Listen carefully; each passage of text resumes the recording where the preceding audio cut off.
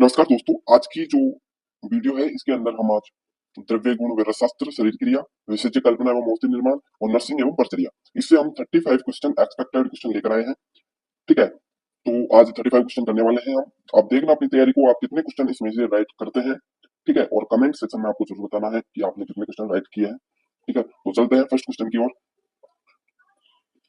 आयुर्वेद के अनुसार शरीर के कितने मुख्य अंग माने गए हैं? बताइए, आयुर्वेद के अनुसार शरीर के कितने मुख्य अंग माने गए हैं? 4, 6, 8 या फिर 12? बताइए, राइट आंसर आपको बताना है। तो राइट आंसर हो जाएगा ऑप्शन नंबर बी, 6। जो शरीर है उसको 6 भागों में बांटा गया है आयुर्वेद के अनुसार। ठीक है, नेक्स्ट क्वेश्चन आता है, अन्न व स्रोतस का मुख्य मूल स्थान क्या है? बताइए, अन्न व स्रोतस का मुख्य मूल स्थान क्या है? हृदय और फुफ्फुस, आमाशय और वामपार्श्व, यकृत और पिलिया या फिर वृक्क? बताइए, राइट आंसर क्या होगा सेकंड क्वेश्चन का? तो इसका राइट आंसर आपका हो जाएगा आमाशय और वामपार्श्व। जो अन्न व स्रोतस है उसके जो मूल स्थान है वो आमाशय और वामपार्श्व बताए गए हैं। इसके बाद में नेक्स्ट क्वेश्चन आता है, मानव शरीर में अस्थियों की कुल संख्या सुश्रुत के अनुसार कितनी है? बताइए, आचार्य सुश्रुत के अनुसार अस्थियों की संख्या पूछ रहा है। 206, 300, 360 या फिर 250? तो इसका राइट आंसर हो जाएगा आपका ऑप्शन नंबर सी, 360। यदि ये आपसे चरक के अनुसार पूछता है, ठीक है, तो आपको ऑप्शन बताना है इसमें से 300। और यदि आपसे आधुनिक मतानुसार पूछता है तो आपको राइट आंसर आपको क्या देना है? 206। ठीक है, चलिए आगे बढ़ते हैं। रक्त का थक्का जमने के लिए कौन सा विटामिन आवश्यक है? बताइए, रक्त का थक्का जमने के लिए कौन सा विटामिन आवश्यक है? Vitamin A, vitamin C, vitamin K या फिर विटामिन ई? बताइए, राइट ऑप्शन जो है क्या हो जाएगा? तो इसका राइट आंसर हो जाएगा ऑप्शन नंबर सी, विटामिन के, जो है रक्त को थक्का जमाने में मदद करता है। इसके बाद में आपका नेक्स्ट क्वेश्चन आता है, क्वेश्चन नंबर 5। हृदय के संकुचन को क्या कहा जाता है? बताइए, हृदय के संकुचन को क्या कहा जाता है? सिस्टोल, डायस्टोल, पल्स या कार्डियक चक्र? बताइए, हृदय जब कंट्रक्शन करता है, कॉन्ट्रैक्ट होता है हृदय का या संकुचन होता है तो उसको क्या कहते हैं? हृदय के अंदर कॉन्ट्रैक्शन होता है, संकुचन होता है या सिकुड़ता है, उसको कह सकते हैं सिकुड़ता है। तो ये प्रक्रिया क्या कहलाती है? तो क्वेश्चन नंबर 5 का जो राइट आंसर हो जाएगा आपका ऑप्शन नंबर ए, सिस्टोल। ठीक है, चलिए नेक्स्ट क्वेश्चन देखते हैं। द्रव्य के गुरु लघु आदि गुणों की कुल संख्या कितनी है? 10, 20, 41 या फिर 5? बताइए, देखिए द्रव्यों के गुरु लघु यानी गुरु लघु या इसका मतलब हो गया गुरुवादी गुण। ठीक है, ये पूछ रहा है गुरुवादी गुणों की जो है कुल संख्या कितनी है? बताइए, तो इसका राइट आंसर क्या होगा? इसका जो राइट आंसर हो जाएगा ऑप्शन नंबर बी, आपका राइट आंसर हो जाएगा 20। गुरुवादी गुणों की संख्या कितनी है? 20। ठीक है, यदि आपसे गुणों की संख्या पूछे, ओनली गुणों की संख्या, तो आपको राइट आंसर क्या देना है? 41, 41। यदि आपसे परादी गुण पूछता है तो आपको ऑप्शन देना है 10। ठीक है, इसके बाद में नेक्स्ट क्वेश्चन आता है, रस कितने प्रकार के माने गए? बताइए, 3, 5, 6 या फिर 8? रसों की संख्या कितनी मानी गई? बताइए, बताइए रसों की संख्या। तो राइट आंसर आपका हो जाएगा ऑप्शन नंबर सी, 6। इसके बाद में आता है, द्रव्य का वह गुण जो पाचन के बाद उत्पन्न होता है क्या कहलाता है? द्रव्य का वह गुण जो पाचन के बाद उत्पन्न होता है क्या कहलाता है? वीर्य, विपाक, प्रभाव या फिर गुण? बताइए, तो राइट आंसर हो जाएगा ऑप्शन नंबर बी, विपाक। इसके बाद में नेक्स्ट क्वेश्चन आता है, पुट का प्रयोग शास्त्र में किस कार्य को करने के लिए किया जाता है? शोधन को, मारण को, सत्पातन या अमृतिकरण? बताइए, राइट आंसर इसका क्या हो जाएगा? पुट का जो प्रयोग है ऑप्शन नंबर बी, मारण, वस्तु निर्माण के लिए किया जाता है। महारस वर्ग में इनमें से कौन सा द्रव्य शामिल है? बताइए, महारस वर्ग में इनमें से कौन सा द्रव्य शामिल है? गंधक, अवरक, हड़ताल या फिर फिटकरी? बताइए, तो इसका जो है आपका राइट आंसर हो जाएगा ऑप्शन नंबर बी, अवरक। पंचविध कषाय कल्पना में सबसे भारी या फिर गुरु कल्पना कौन सी है? स्वेरस, फांड, हिम या फिर क्वाथ? बताइए, तो राइट आंसर हो जाएगा ऑप्शन नंबर ए, स्वेरस। औषधि सेवन का सबसे उत्तम काल कौन सा माना गया? सोते समय, भोजन के बाद, ब्रह्म मुहूर्त में, प्रातः खाली पेट या फिर दोपहर को? बताइए, राइट ऑप्शन औषधि सेवन का सबसे उत्तम काल। तो इसका राइट आंसर हो जाएगा ऑप्शन नंबर सी, ब्रह्म मुहूर्त में या प्रातः खाली पेट जो है औषधि सेवन का सबसे उत्तम समय माना गया। आशावरिष्ट संधान कल्पना में मुख्य रूप से क्या उत्पन्न होता है? बताइए, आशावरिष्ट संधान कल्पना में मुख्य रूप से क्या उत्पन्न होता है? तेल, अल्कोहल, घृत या फिर चूर्ण? बताइए, तो राइट आंसर हो जाएगा option number B, alcohol. Next question आता है, मृदुपाक, मध्यम पाक और खरे पाक का संबंध किससे है? बताइए, मृदुपाक, मध्यम पाक और खरे पाक का संबंध किससे है? वटी निर्माण से, स्नेह तेल पाक से, कल्क निर्माण से या फिर चूर्ण निर्माण से? तो इसका राइट आंसर बताइए। इसका राइट आंसर हो जाएगा ऑप्शन नंबर बी, स्नेह तेल या घृत पाक से जो है मृदुपाक, मध्यम पाक और खरे पाक का जो है संबंध है। दूध से निर्मित औषधि क्या कहलाती है? बताइए, दूध से निर्मित औषधि क्या कहलाती है? क्षीर पाक, फांड, चूर्ण या फिर गुटिका? राइट आंसर आपको बताना है। तो इसका राइट आंसर हो जाएगा ऑप्शन नंबर ए, क्षीर पाक। सामान्य वयस्क मनुष्य की नाड़ी पल्स रेट प्रति मिनट कितनी होती है बताइए। सामान्य वयस्क मनुष्य की नाड़ी प्रति मिनट नाड़ी दर जो पल्स रेट होती है वो प्रति मिनट कितनी होती है। 60 से 80, 90 से 100, 120 से 140 या फिर 40 से 50। बताइए, राइट आंसर आपको बताना है।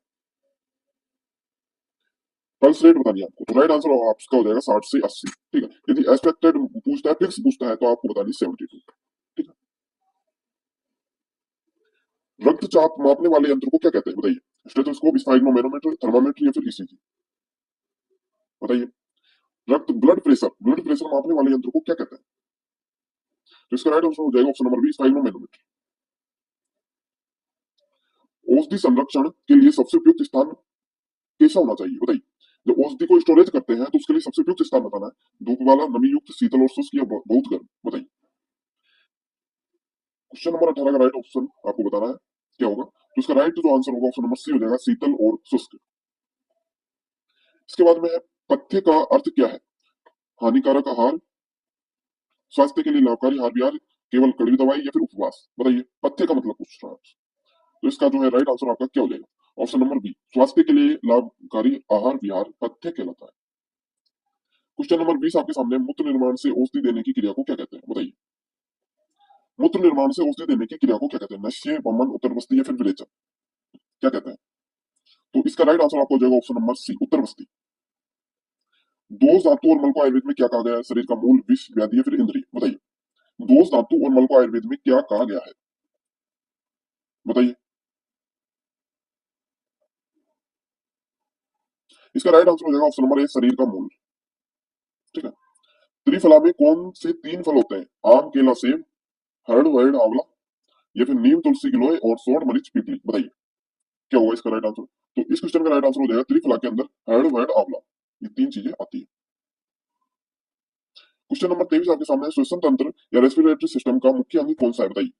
यकृत, फुफ्फुस, हृदय या फिर पिलिया। राइट आंसर आपको बताना है। तो राइट आंसर हो जाएगा ऑप्शन नंबर बी, लंग्स, ये फुफ्फुस श्वसन तंत्र के मुख्य अंग है। अग्नि कितने प्रकार की होती है बताइए। 3, 10, 13 या फिर 7। अग्नि के प्रकार बताने कितने प्रकार की आपको होती है। तो इसका जो है आपका राइट आंसर क्या होगा। इसका राइट आंसर हो जाएगा ऑप्शन नंबर सी, 13 प्रकार की अग्नि होती है। वैसे जो रत्नावली के अनुसार बट्टी की सेल्फ लाइफ से वीर्यता अवधि कितनी मानी गई है। बट्टी की जो सेवीरियता अवधि होती है, ठीक है, वो कितनी मानी गई है। वैसे जो रत्नावली के अनुसार ही पूछ रहा है। 1 वर्ष, 2 वर्ष, 4 माह या फिर 10 वर्ष। बताइए। क्वेश्चन नंबर 25 का राइट आंसर आपको बताना है। बताइए।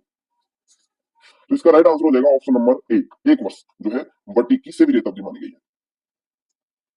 इसके बाद में नेक्स्ट क्वेश्चन आता है, इंद्रियों की संख्या कितनी मानी गई है। 5, 10, 11 या फिर 12। बताइए, इंद्रियों की संख्या। तो राइट आंसर हो जाएगा ऑप्शन नंबर सी, 11 इंद्रिय मानी गई है, जिनमें 5 ज्ञान इंद्रिय, 5 कर्म इंद्रिय और 1 उभय इंद्रिय, जिसे क्या कहते हैं, मन कहते हैं, ये माने गए। ठीक। मूत्र निर्माण की प्रक्रिया शरीर के किस अंग में होती है बताइए। यकृत में, वृक में, आमाशय में या फिर हृदय में। बताइए। तो इसका राइट आंसर हो जाएगा ऑप्शन नंबर बी, वृक यानी किडनी में। मूत्र निर्माण की प्रक्रिया होती है वो किडनी के अंदर होती है। ओज का संबंध किससे है बताइए। पाचन से, रोग प्रतिरोधक क्षमता से या फिर मल त्याग से या फिर नींद से। तो ओज का जो संबंध है वो रोग प्रतिरोधक क्षमता से। ऑप्शन नंबर बी आपका राइट आंसर हो जाएगा। पंचकर्म में वमन किस दोष की शुद्धि के लिए श्रेष्ठ है बताइए। पंचकर्म में वमन किस दोष की शुद्धि के लिए श्रेष्ठ है। वात की, पित्त की, कफ की या फिर रक्त की। बताइए। वमन जो कर्म करवाते हैं वो कफ दोष की शुद्धि के लिए करवाते हैं। कफ दोष की शुद्धि के लिए वमन का करवाते हैं। और पित्त दोष के लिए क्या करवाते हैं बताइए। पित्त दोष के लिए क्या करवाते हैं। पित्त दोष के लिए विरेचन करवाते हैं। क्या करवाते हैं, विरेचन। और वात दोष में हम उसे बस्ती देते हैं। ठीक है। और रक्त मोक्षण करते हैं। रक्त मोक्षण करते हैं।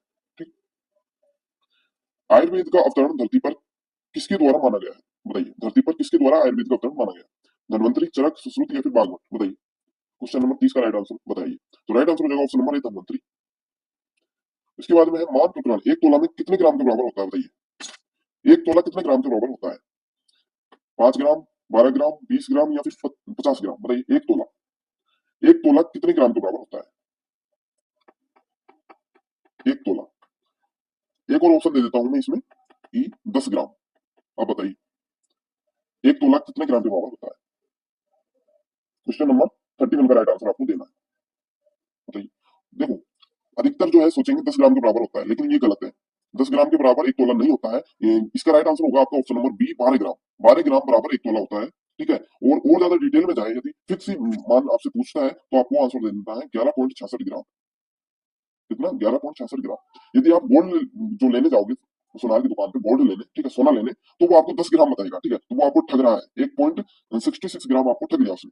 और आप जनरली आप सब जानते हो, आपके घर में भी सब जानते होंगे कि 1 तोले का मतलब 10 ग्राम होता है, जबकि वो बिल्कुल गलत है। सुनार जो है आपको ठगता है।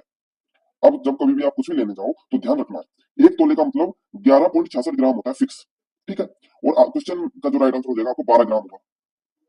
ठीक है, इसके बाद में नेक्स्ट क्वेश्चन आता है, हृदय में कितने कोष्ठ होते हैं बताइए?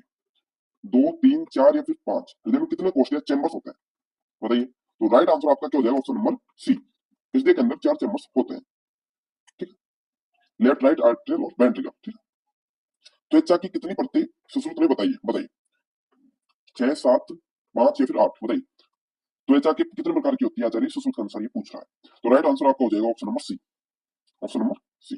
ठीक है, योग रत्नाकर के अनुसार नाड़ी परीक्षा कहाँ की जाती है बताइए? योग रत्नाकर के अनुसार नाड़ी परीक्षा कहाँ की जाती है? पैर में, गले में, हाथ के अंगूठे के मूल में, रेडियल आर्टरी या फिर माथे पर? बताइए, राइट आंसर आपका हो जाएगा। तो राइट आंसर आपका हो जाएगा option number C, radial artery, यानी हाथ के अंगूठे के मूल में। ठीक है, यहाँ पे नाड़ी परीक्षा की जाती है। आज की वीडियो का लास्ट क्वेश्चन है, कंपाउंडर का मुख्य कर्तव्य क्या है? केवल औषधि निर्माण, औषधि वितरण और रोगी की परिचर्या, ऑपरेशन करना या फिर डायग्नोसिस करना? क्वेश्चन नंबर 35 का राइट आंसर आपको जो है कमेंट बॉक्स में देना है। ठीक है, 35, क्वेश्चन नंबर 35 का राइट आंसर आपको कमेंट में बता के जाना है। ठीक है, राइट आंसर क्या होगा? तो आज के ये 35 क्वेश्चन बहुत ही ज्यादा इंपॉर्टेंट है साथियों, आपकी एग्जाम को देखते हुए। आपने देखा होगा, यदि आपने वीडियो लास्ट तक देखी है तो आपको भी पता चला होगा कि ये जो क्वेश्चन है बहुत ज्यादा इंपॉर्टेंट होने वाले हैं। तो सभी साथी जो है वीडियो को शेयर करें, लाइक करना ना भूलें। नमस्कार, धन्यवाद।